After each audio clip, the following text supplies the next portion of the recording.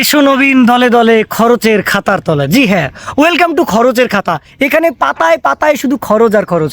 কি জন্য খরচ, কি কারণে খরচ তা তুমি জানবা না। যে জন্য তুমি খরচ করবা তার আসল কাজ হচ্ছে ঠন ঠনা ঠন ঠন, তা তুমি বুঝবা না। শোনো, এই যে একটা কথা আছে না, জিনিস যেটা ভালো দাম তার একটু বেশি। বেশি খরচ করবা, জিনিসটাকে দামি করবা, মানুষকে বলতে পারবা যে আমি একটা দামি প্রতিষ্ঠানের সাথে যুক্ত আছি। কিন্তু আসলে তুমি কি জন্য খরচ করছো তা বোঝা যাবে না। এত সুন্দর পরিবেশ, কি সুন্দর আবহাওয়া, কি সুন্দর খুশবু, দেখলে হবে খরচা আছে না? খরচা আছে। এই খরচার কারণেই তো খরচ, আর খরচের কারণেই তো হিসাব চাওয়ার কি দরকার।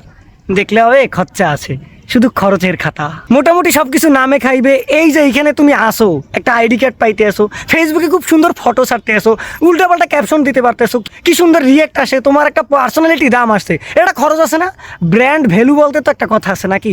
তুমি সেই ব্র্যান্ড ভ্যালুই দিতে আসো, কিন্তু কি জন্য দিতে আসো, কি কারণে দিতে আসো, তার হিসাব তুমি চাইতে পারবে না। বিকজ অফ দ্যাট দেখলে হবে খরচা আছে।